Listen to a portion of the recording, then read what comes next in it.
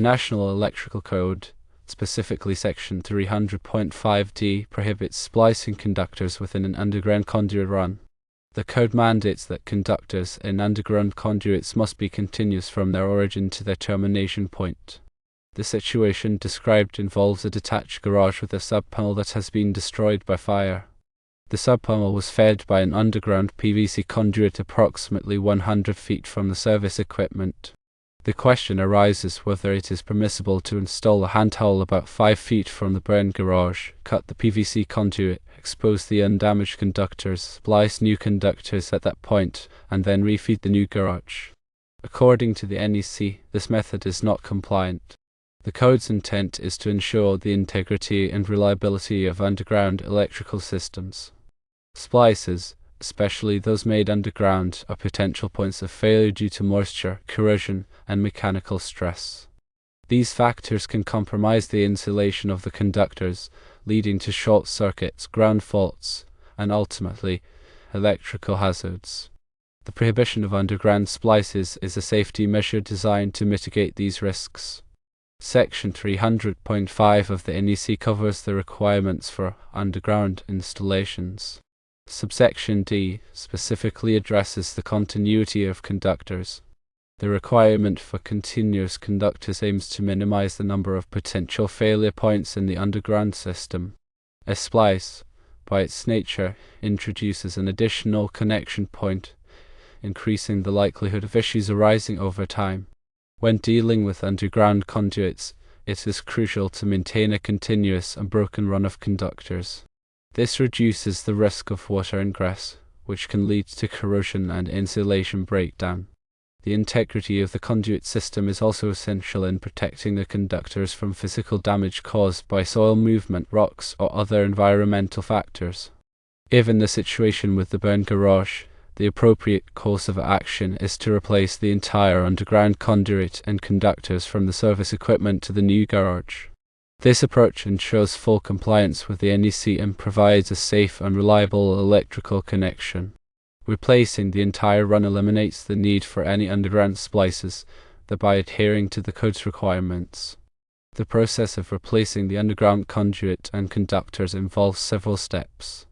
Firstly, a detailed inspection of the existing conduit run should be conducted to identify any potential obstacles or challenges. This includes assessing the soil conditions, the presence of other underground utilities, and the routing of the conduit. Secondly, a new conduit should be installed according to the NEC guidelines, ensuring proper burial depth, protection from physical damage, and adequate support. The NEC specifies minimum burial depths for underground conduits, depending on the voltage level and the type of conduit used.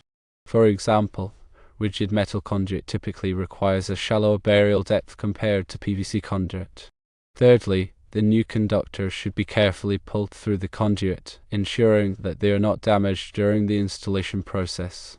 The conductors should be sized appropriately for the load requirements of the new garage, considering factors such as voltage drop and ampacity. Fourthly, the connections at the service equipment and the subpanel in the new garage must be made according to the NEC requirements. This includes using appropriate connectors, ensuring proper torque, and providing adequate strain relief for the conductors. Grounding is a critical aspect of electrical safety, and it is essential to ensure that the grounding system is properly installed and connected. The grounding system provides a low impedance path for fault current to flow back to the source, allowing overcurrent protective devices to quickly trip and clear the fault. The NEC specifies the requirements for grounding electrodes, grounding conductors, and bonding of metallic components in the electrical system. Firstly, a grounding electrode system should be installed, consisting of one or more grounding electrodes, such as ground rods, ground plates, or metal underground water pipes. The grounding electrode should be connected to the service equipment with a grounding electrode conductor. Secondly, the neutral conductor, also known as the grounded conductor, should be connected to the grounding electrode system at the service equipment. This connection provides a reference point for the electrical system and helps to stabilize the voltage. Thirdly, all metallic components of the electrical system, such as conduit, enclosures, and equipment housings, should be bonded together to form a continuous electrical path. Bonding ensures that all metallic parts are at the same potential, minimizing the risk of electric shock. It is also important to protect the underground conduit from physical damage. This can be achieved by using rigid metal conduit or encasing the PVC conduit in concrete. Choice of conduit material depends on the specific site conditions and the level of protection required. Firstly, rigid metal conduit provides excellent mechanical protection and is suitable for areas where there is a high risk of physical damage. However, rigid metal conduit is more expensive than PVC conduit and requires specialized tools for installation. Secondly, PVC conduit is a cost-effective option that is easy to install. However, PVC conduit is less resistant to physical damage than rigid metal conduit and may require additional protection in certain areas. Thirdly, encasing the PVC conduit in concrete provides a high level of protection against physical damage. This method is commonly used in areas where the conduit is exposed to heavy traffic or where there is a risk of excavation. The specific requirements for underground installations are detailed in Article 300.5 of the NEC. This article covers topics such as burial depths, protection from physical damage, and the use of approved materials. It is essential to consult the latest edition of the NEC to ensure compliance with all applicable requirements. In addition to the NEC requirements, local codes and regulations may also apply. It is important to check with the local electrical inspector to determine if there are any additional requirements that must be followed. The local electrical inspector can provide guidance on specific code interpretations and can help ensure that the installation is safe and compliant. When working with electrical systems, it is crucial to follow all safety precautions.